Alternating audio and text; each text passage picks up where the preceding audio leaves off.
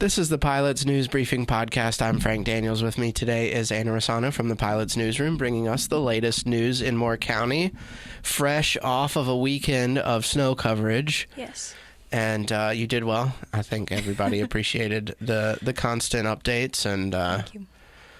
Yeah, I think it was a beautiful snowfall. It was, yes. Nice, light, fluffy snow. Yes. Just what we wanted.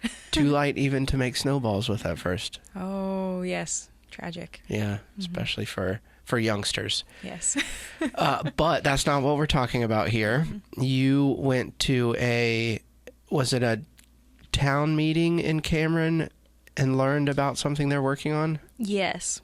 Okay. Yes, I think it was a special called meeting, but at the end of January or mid-January, the Cameron Board of Commissioners met with a project engineer for what they're calling a Dewberry barn, an event space that the town wants to create and maintain, kind of near where Phillips Memorial Park is. Okay. What you kind of jumped into a little bit of why it's called the Dewberry, or why they would call it the Dewberry barn, given the history of the town. Yes. And that it was the Dewberry capital of the world, quote unquote, in the 1920s, you said? Yes. Yes. Cameron is one of those farm towns that was right on the railroad. It used to have like 5 tracks running through it at one point. Really? Mm-hmm. And now, I don't know how many tracks are there now, but there's definitely one on the way, like the main entrance into Cameron. Yeah, from the US 1 side, right? Mm-hmm. Yeah, when you dip down before you go up the hill? Yes. Yes, Right before okay. the Dewberry mural. Right, exactly. Yes. And, but you open your story with kind of how this is what I think of as a next step in a semi-revitalization, maybe, of the town. Mm-hmm.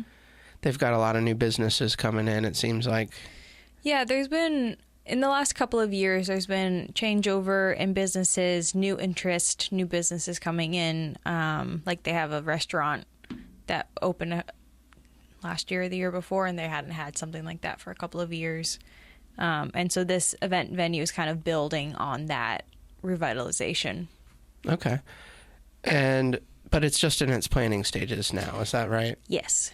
So they received a grant a few years ago for, I believe it was $400,000 to create an event space. And they bought land right next to Phillips Memorial Park off of NC 2427. But their idea is more than that one grant. So they're currently planning it out and looking to see what they can do kind of in phases, which could look like getting a kind of stick structure up with the basic needs like bathrooms, and then adding onto it or closing in areas as needed as what kind of events happen there shift. Okay. A lot of discussion about it being a wedding venue, maybe something that's a little bit more rustic, maybe not as expensive as some other wedding venues in the area, so that folks can still get that like dream barn wedding, but at maybe a cheaper cost. Maybe it's something that's not like all inclusive, but you kind of just show up, do the thing, and then you can leave. Right, and maybe you have your own caterer that can work with whatever, or potluck style. Yeah. Okay, and that phasing, because the figure that I saw in their grand plan, they estimate about $1 million. So obviously, you said the grant is only $400,000, so they would need to raise more money to achieve the whole vision. Right, or change ideas. Right now, it's pretty much the idea is that venue, that building with indoor and outdoor space, a parking area and driveway, of course. And they want to do some dewberry vines kind of near the roadside as kind of a learning opportunity, like space, educational space, and then also just it's pretty. It's landscaping. Yeah. Yeah. A unique kind of landscaping that matches that whole historic vision that they have, it sounded like. Okay. I think that about covers it. Yeah. More to come as they figure it out. Oh, I guess one thing that struck me is that it would be a town event venue. Yes, it would be kind of like the Fair Barn is Okay, sure. owned and operated by Pinehurst. It would be owned and operated by Cameron, which is a much smaller scale, of course. Sure. Okay, that's a good comparison, I think.